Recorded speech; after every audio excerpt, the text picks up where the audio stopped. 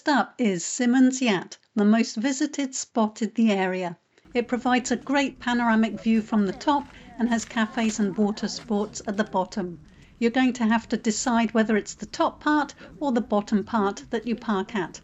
The name Yat comes from the Old English word geet, meaning gate, describing the dramatic limestone gorge that cuts through this landscape.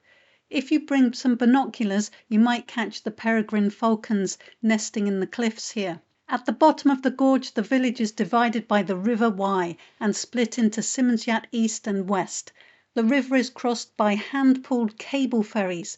The River Wye is a hub for kayaking and canoeing. If you follow the riverside path towards the Bibblings campsite, you'll come to this bridge.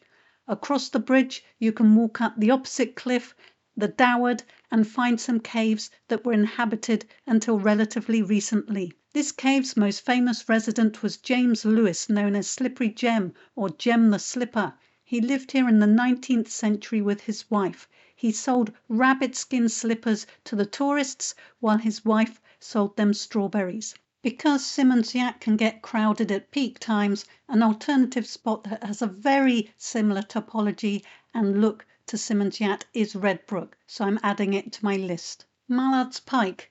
This is my personal favourite, so I'm featuring this next.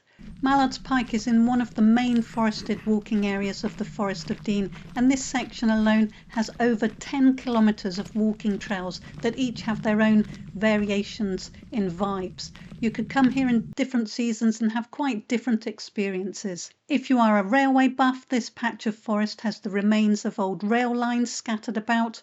There's also a pen for beavers that have been reintroduced here, although don't expect to see any beavers during the daytime. The lake is the best part, as there are usually plenty of ducks to be seen, and it's a great place for a picnic on a sunny day. There's outdoor seating, a cafe and public toilets. There's also a zip line activity area that is good for youngsters. And if you do come by car, if you want to avoid paying the Mallards Pike's parking fee, you can park a bit further away for free in one of the car parks near Speech House.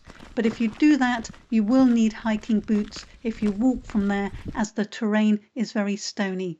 In the area of forest neighbouring Mallards Pike is another large patch of forest around which you can walk or bike. This area comprises the sections of the Gruffalo Trail for younger kids, the Sculpture Trail and Worgreens. There are around 20 sculptures in total, and it takes at least 1 to 2 hours to find them all. Adjacent Worgreens has become an enclosure that features incredible guests. The Forest of Dean has a number of rewilding projects, one of them involving Highland cows.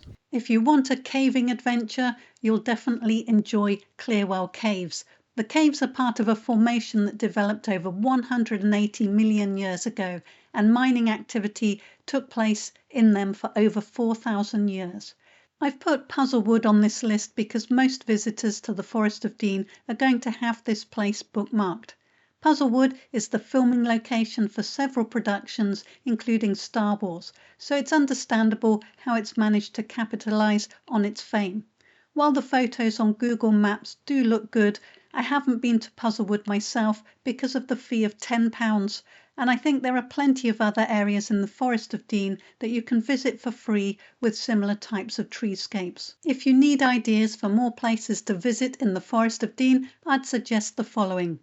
Goodrich Castle is great if you have kids. Hopewell Colliery offers guided tours of the local mining history for both kids and adults. RSPP Nag's Head is another large patch that offers multiple walking paths with varied views. I've made another video on Edge Hills, but this is another great patch that you can walk around in for hours with free parking at each of its entrances.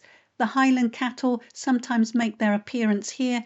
Sudeley Ponds and Cannock Ponds also offer another lake-centred area. And I'd say that overall, the Forest of Dean offers a good place to take a long weekend break for both families and individuals.